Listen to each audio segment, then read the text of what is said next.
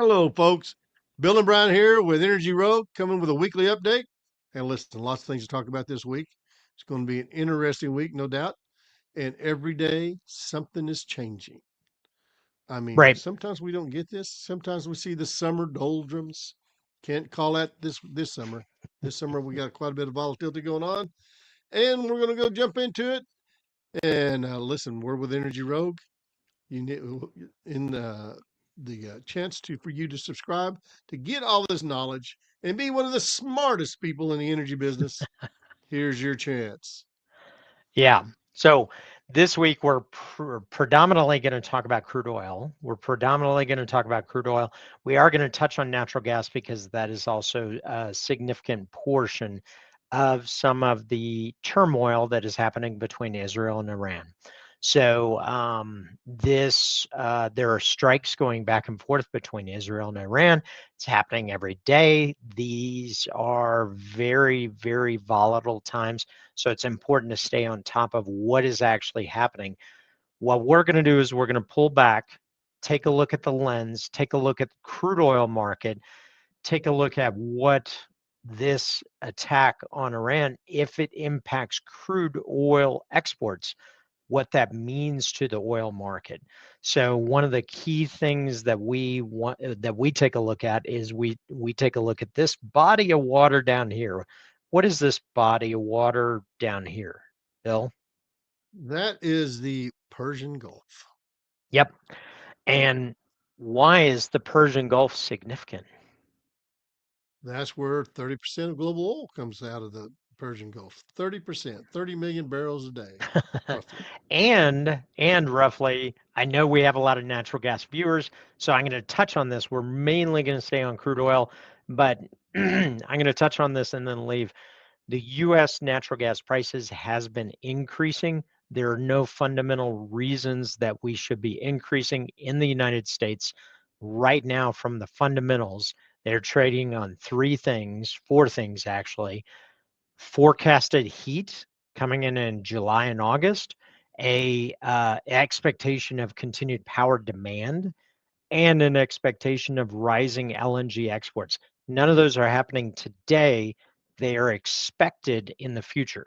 So if any one of those three becomes less of a reality, we are going to drop in a significant way. But a large portion of the natural gas underpinning is because of 30% of the global LNG comes out of Qatar, which has where is it? This one. What is this called, Bill? Right. This is called South Pars. It's the world's largest natural gas field. Qatar has a partnership with Iran.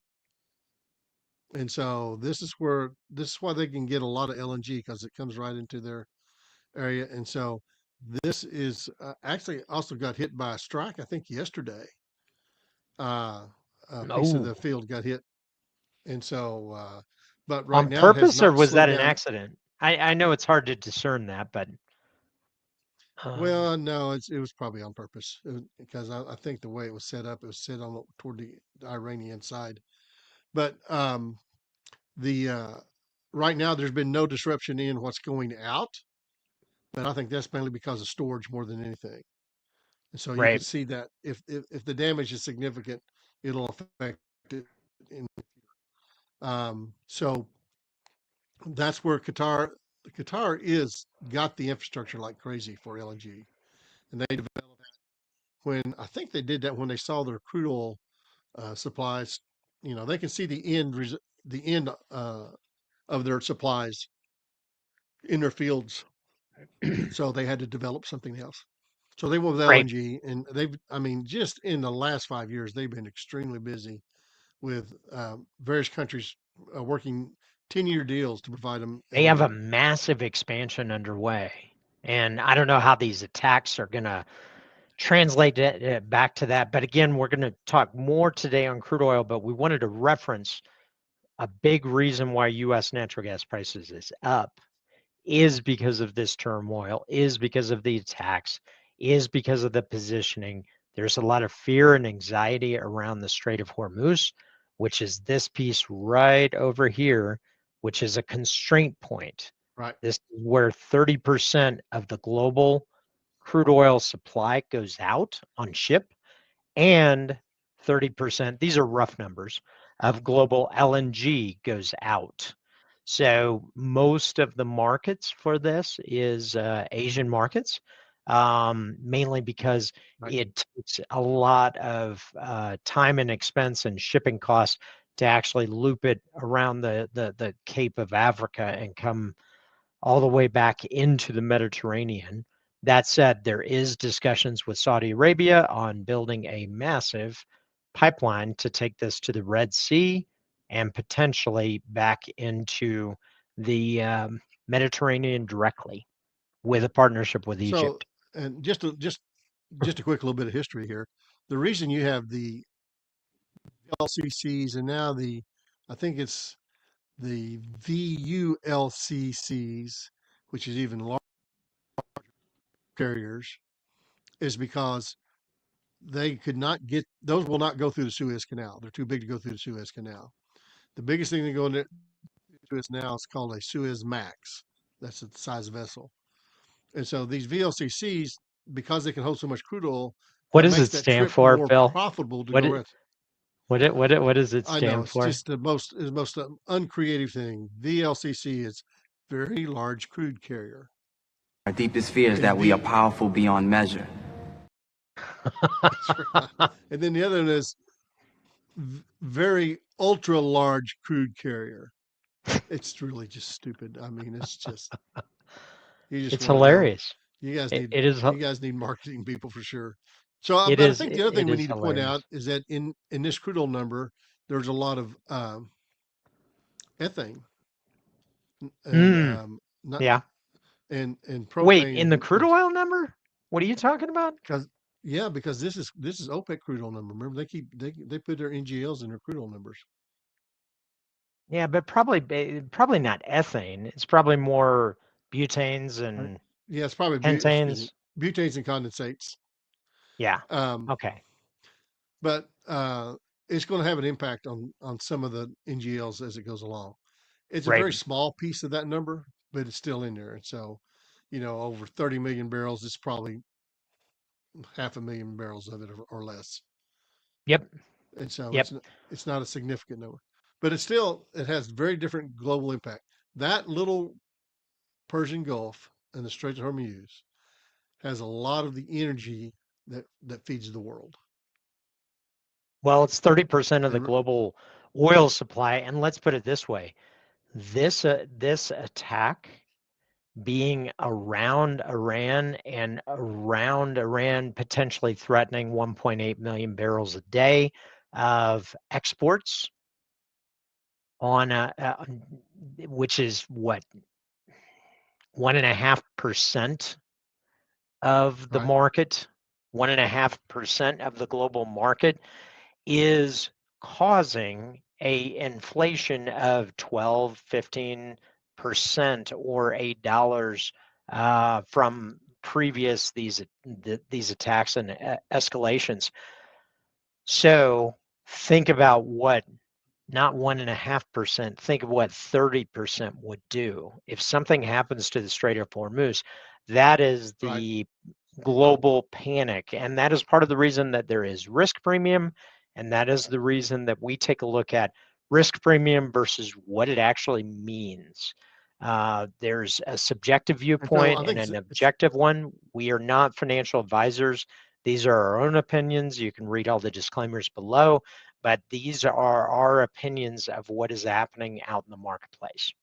So and just so wanted to the other get thing that that out. we need to point out is that 1% change causes a price change of anywhere from $5 to $10. Hmm. If 1% less or more causes a 5 to 10. Now, when we say that's 30% of the global, Brian, I was trying to figure out why I did not agree with your 30%. Now I figured out. It's 30% of the global supply. But when you consider that Iran is 2%, they burn 2% of the global supply.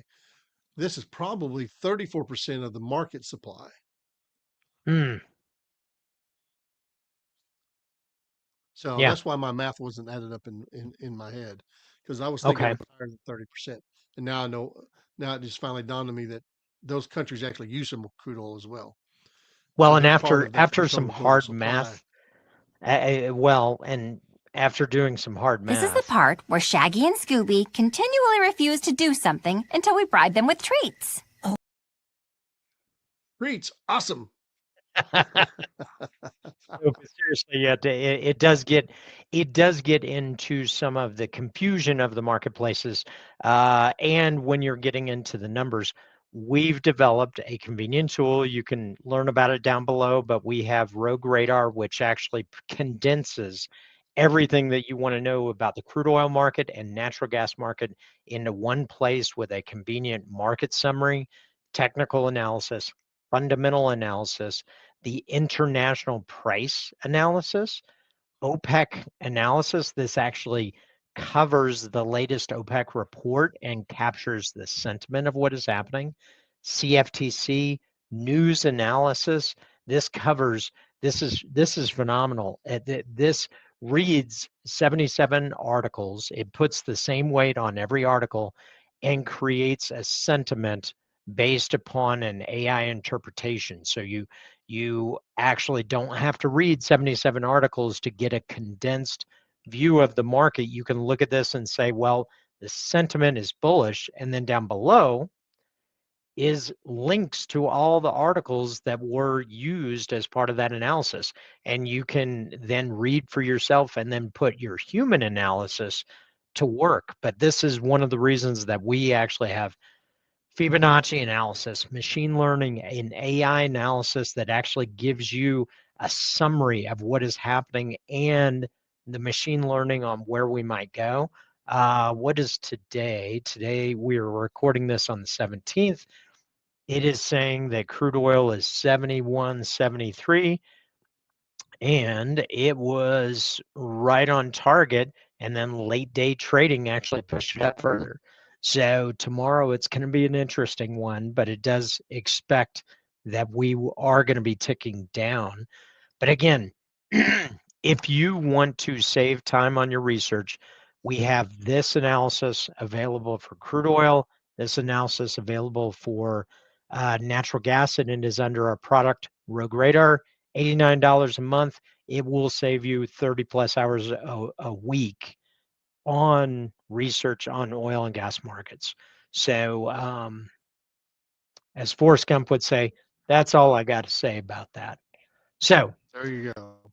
let's get back to the task at hand. So when we're to use Bill's analogy or Bill's discussion, if we're talking about 1 to 1.5% representing a $5 to $10 move, imagine if there is a broader impact here, and you are talking about potential parabolic changes in price. So this is part of the reason it is important to pay attention to geopolitics. It is important to pay attention to supply fundamentals and demand fundamentals. Because without this, I'll be clear, very bearish. The demand sector is still Right. lagging. We're staring down a recession, if not something deeper. Chinese numbers are disappointing. Without this, we would probably be facing $50 right now. So, matter of fact, I did a podcast where I called for $50 2 days before the strikes happened, and I'm like, oh, well, Live in we the world of geopolitics. The other thing is you can also look at, at what is actually happening in the field. So mm-hmm. when you look at the postings, yesterday's postings here in Oklahoma, we're all in the $62 range. So Really? that's sort of, yes. And so which was up from the first of the month, but not by a lot. The first of the month we are already, and that's postings. That's not wellhead. That's postings. Now, one thing I would say is the two aspects that we look at on the demand side, and again, this is coming directly from Rogue Radar. Yeah, so yeah, I don't have to go searching for this info, but two aspects that we take a look at very closely are gasoline stocks and distillate stocks. If you look at gasoline, we are about 5 million barrels a day above, or 5 or 6, yeah, close to 6, above the 3-year average. But distillate is below. So that is very fascinating, and I think So, there's a so longer let's talk story. about this for those who don't understand that. Distillate basically is diesel fuel. Yep, yep. And so, So we and got so diesel, why is it important? trucks, right? Those are trucks. Yes. And so what it means is that's commodities moving around the country. Right, Um, I think some of the distillate could be pressed. You know, there's some that they use in shipping, but not much. I mean, it's mostly like the tugs on the Mississippi River and stuff like that. They use diesel right. a lot, Well, and and there's so probably two reasons for a gasoline distillate. But it is creating an opportunity, and that opportunity is something that we've discussed because we actually cover refined products as well inside of Rogue Radar, where we talk about the heating oil contract, which is the ultra low sulfur diesel in New York, and how we expected that that distillate prices or diesel prices would expand beyond gasoline because we're bearish on gasoline, bullish on distillate. So you got to look at those in tandem. But so that holistically, so holistically, besides trucks, it's also construction, hmm, which is yeah, part of the economy. So yep, that's the reason you look at that. yep. But Gasoline gasoline doesn't surprise stocks, me. what's that?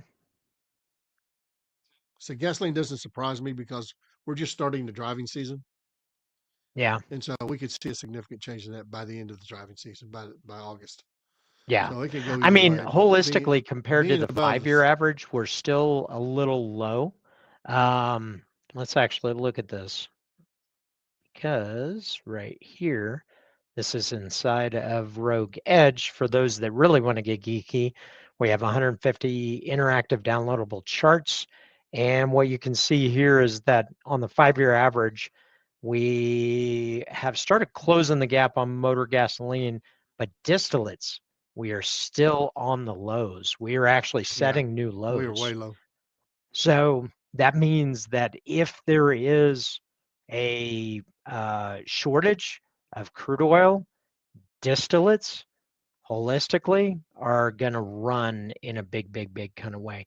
But let's get back to some of the key attributes. We were going to look at Iran, right? And what that means on a Right? supply side. So let me go to Yeah. Pull Iran, up right? their production profile. UAE, Venezuela. There we go. And we've got Iran right here. And down here from here, which was 2018 to 2021, this was a combination of sanctions and COVID. So, and I think that we also need to point out that right there where you are at the bottom, that is probably equivalent to their domestic use. Yes. And we learned that from our good friend Daniel. Daniel, thoughts and prayers. He is a crude oil analyst in Tehran, and we're thinking about him and hoping that he and his family are safe. Daniel, if you're listening, we're thinking about you. So, um, And so anything you look above that is all export. So right. that's what's at risk is their export volumes. Well, and what's fascinating And is all of this growth right here was under sanction. So yeah, it basically means sanctions, sanctions, schmankshmans. I'm making fun of it. It's just like whatever. It's still finding the market economically. It does damage Iran because people aren't paying as high. Western countries aren't, but this is where the cost gets higher. They still put it in a ship, and then it goes from one ship to another ship, and then you can't really trace it anymore. yeah. So But most of that's being bought by China to begin with. So China yeah, just flat doesn't care. So Yeah. But this essentially means from 1.8 to I think we're at 3.4 is at risk. So this is a pretty significant about 1.6, 1.7, right, 1.6 to 1.7. And I think a large portion of our run up in price is not just around the 1.6, 1.7. It's probably more around the area as well. Will there be other collateral damage? Because what was it in the Gulf of Oman? There were two ships that collided, right? right. One going in, one going out. The one that was going out collided with the one that was going in. The one coming in uh, actually is on fire. They've evacuated the entire crew. It's sort of an abandoned ship. Mm-hmm. And the other one, I don't have any updates on it. The though, I was wondering, Brian. I really think this is a math that we want to do. I was thinking about this today, of how much oil does one ship carry for, how big of a part of the market is that? Now we know that Let's some of the big ones can do, as much as 1 million barrels, but it's not 1 million barrels a day. It's 1 million barrels every 10 days. So it's probably like more 100,000 barrels a day. so let's So it'd be really see. interesting to look at that A to see what. VLCC, according to a determination, is approximately 2 million barrels a day. And here is, you've got to convert dead weight into that, but a Right. VLCC is, and I don't have the comparison, but this is what I'm looking at right here, which if you have a VLCC, which is 2 million barrels a day, a Aframax, what's unique about these is, let's just compare the dead weight. You probably have, um, yeah, Well, you have to realize VLCC that is between when you're talking 1.9 and 2 million barrels a day of WTI crude. uh, Aframax, barrels, not a day, um, just barrels. yeah. So basically 2% of the global supply. No, it's not a day. It's just 2 million barrels. Now you No, have to do the I'm saying transit one time. ship is 2% of a daily supply. Right. That's correct. That's correct. Yeah. And so So if just it one takes ship. them 20 days to go around, if it takes 20 days to do their round trip, one of those ships being out of commission would be equal to 100,000 barrels a day disappearing because it wouldn't Yeah. be able to move. Now, and I heard this, that there's roughly 75 million barrels of floating storage that is out there. Right.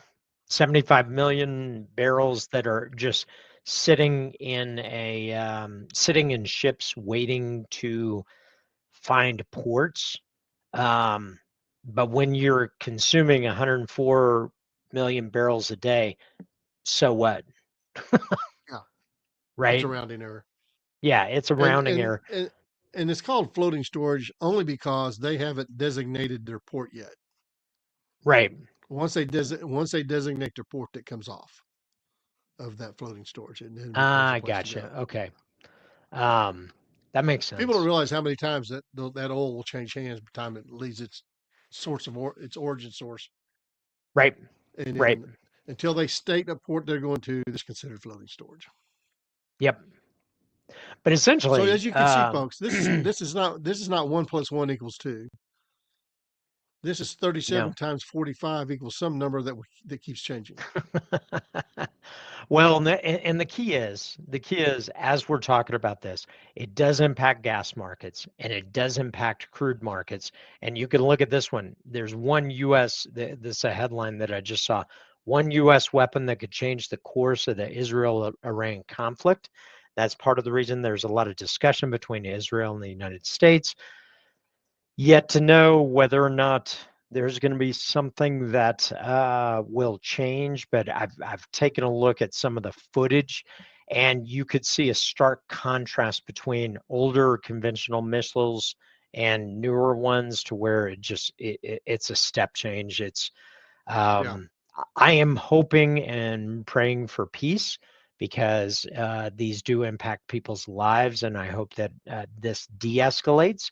But we're here to talk about oil markets. We're here to talk about natural gas markets, and get into the headspace of, well, what if this happens? What if this happens? I will say, if this conflict wasn't happening, crude would be marching towards 50, and natural Right. gas would probably be down at 325 right now.